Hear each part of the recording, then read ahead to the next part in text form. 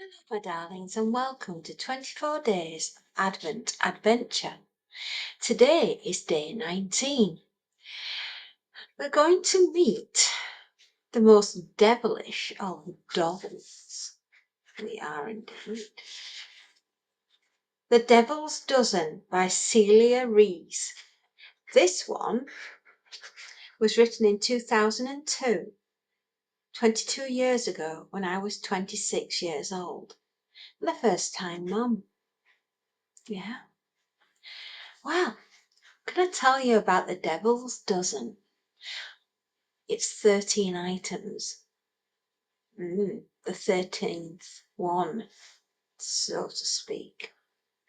Wolfgang Hoffman is a doll maker, the best doll maker in the world. All his dolls look very lifelike and absolutely exquisite. Every detail has been taken into consideration. 'Tis the most beautiful of things are his dolls. The only thing else in the world that Wolfgang Hoffman holds more precious than his dolls is his little girl. He idolizes his little girl. And one day, while he's at work on Christmas Eve, his little girl takes ill very quickly.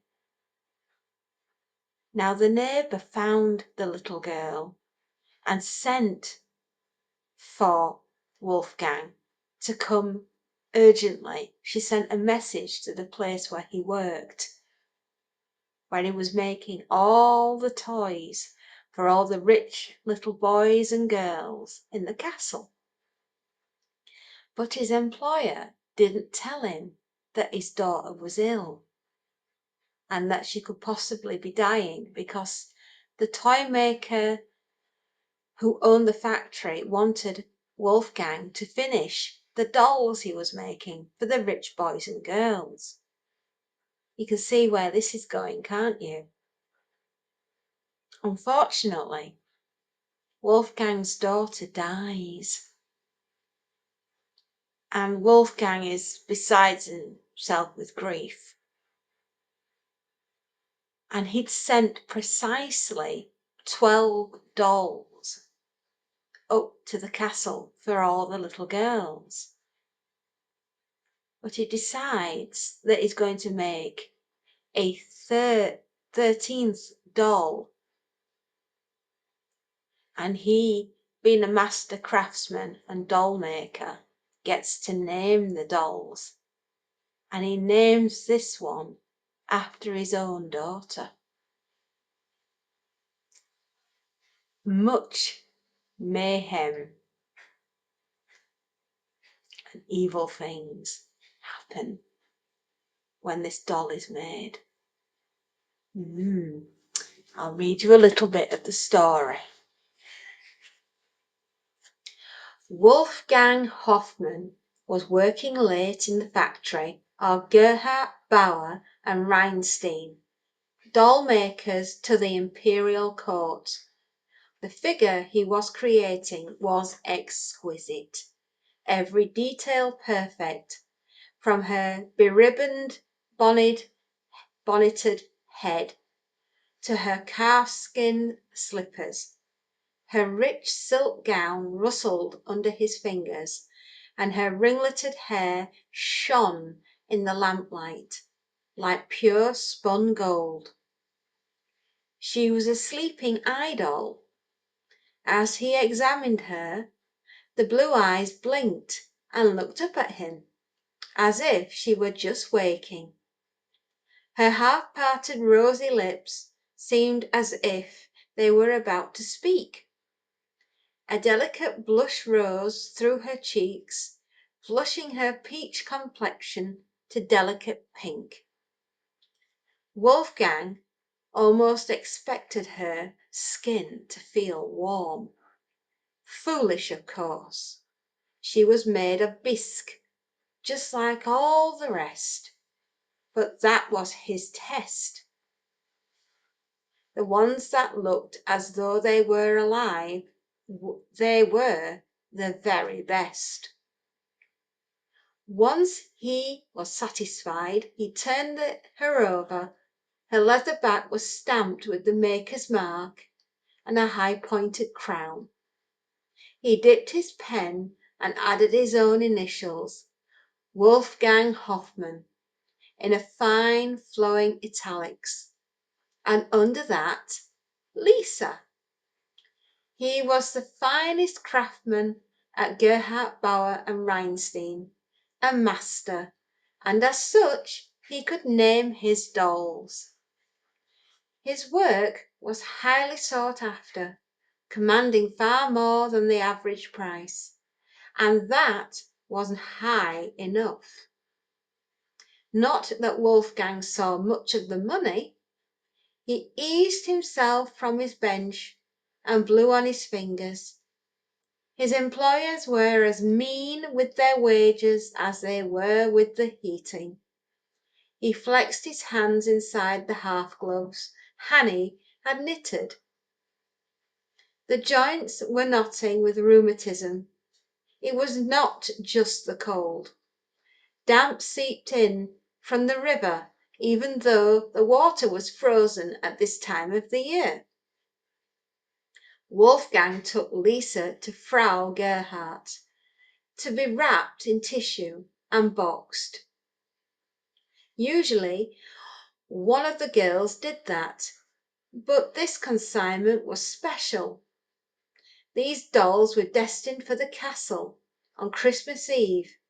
Even Gerhardt and his wife stayed until the order was finished. Each doll boxed and gift-wrapped for the Count's Christmas party to be held at the castle tomorrow.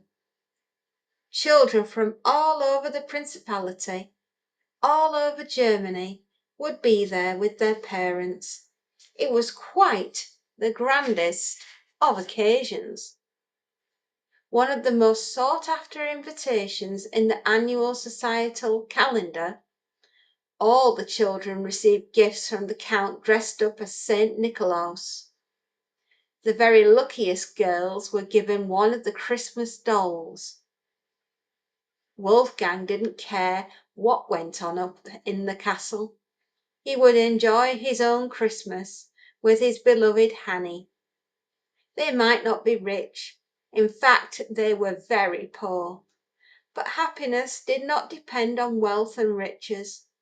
They would have a wonderful time, just as good as those grand lords and ladies and their spoilt children, who had everything. Better, they would want for nothing. A fat goose hung in the larder, and he had been putting a bit by every week to purchase a few luxuries. There was a rich stollen cake and marzipan sweetmeats for Hanny, a bottle of schnapps for himself, tobacco for his pipe, and a Dutch cigar. Hanny would play the little mother. She had been baking cakes and biscuits and would be in charge of all the cooking. He would sit by the fire smoking his pipe, with no work to bother him. He had been to the forest to gather a tree for Hanny, and they had decorated it together with ice biscuits made by Hanny, and hangings made out of bits and scraps he had brought from the workshop.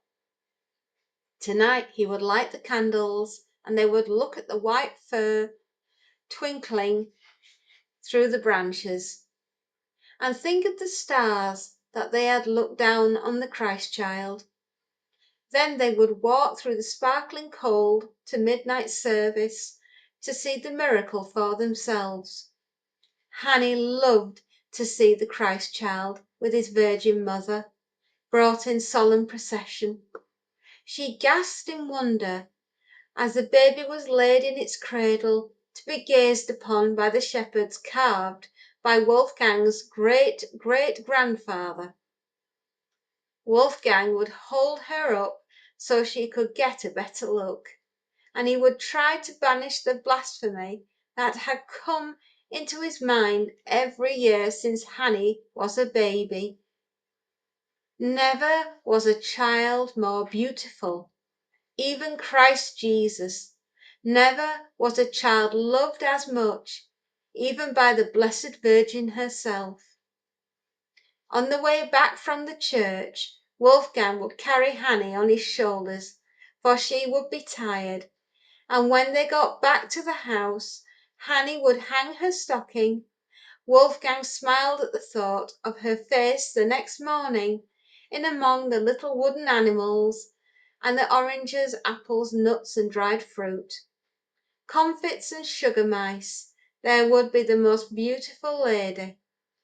No child in the land would receive her equal. His smile widened. She would make a dozen destined for the castle look drab and tawdry, fit only for the children of peasants. He was lost in dreaming of how it would be. All finished now. Wolfgang, let me see. Wolfgang offered the doll for Herr Gerhardt's inspection. She is beautiful, beautiful. Good work, good work. Herr Gerhardt was small and bald, chubby about the cheeks, with a double chin and rings of flesh around his neck. He reminded Wolfgang of a fat old baby. He looked exactly like the novelty infant, the ugliest doll that they had ever manufactured.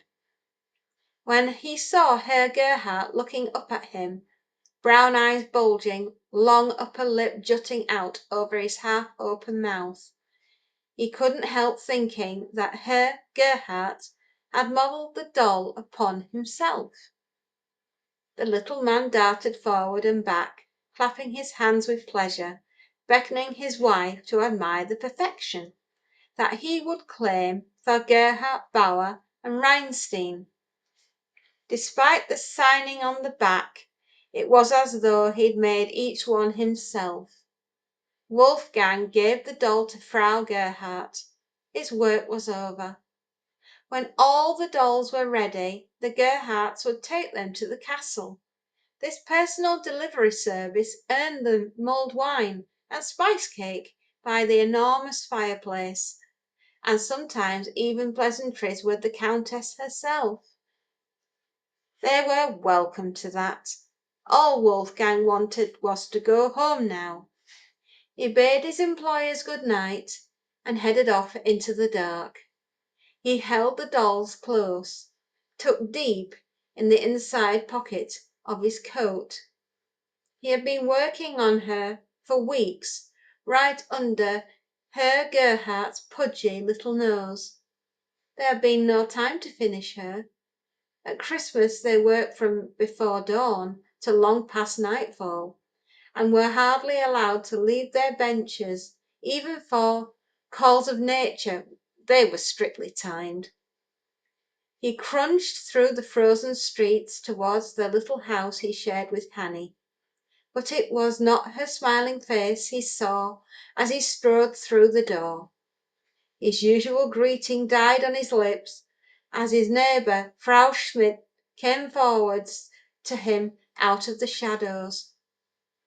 Something was wrong, dreadfully wrong. He could see it in her face. "Where have you been?"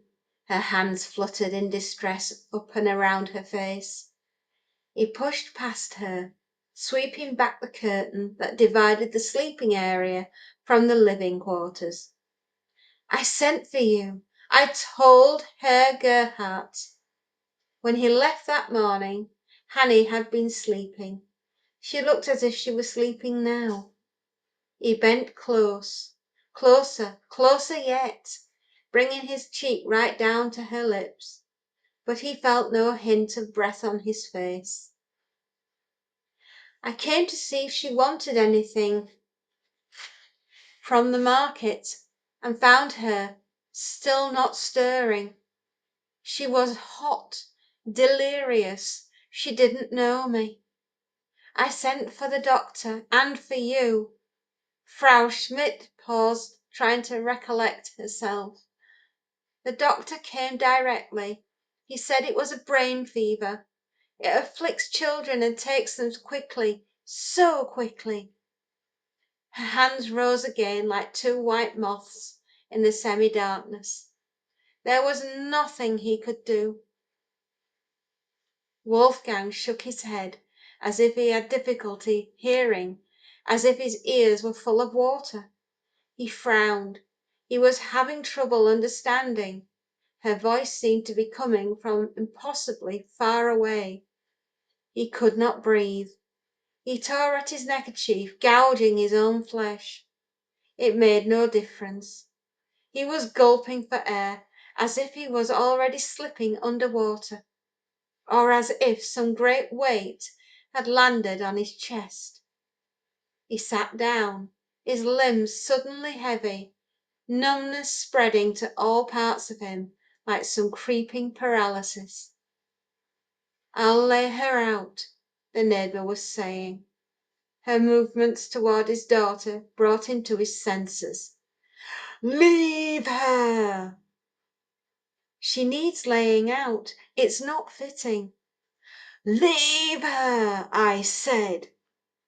he shouted again, his voice roaring up from the very depths of his being. "Leave us both! Get out!" She did as she was told, taking no offence at his anger. She was a kindly soul, and felt pity for him, the child too. She'd been such a bonny little thing, as sunny as the day.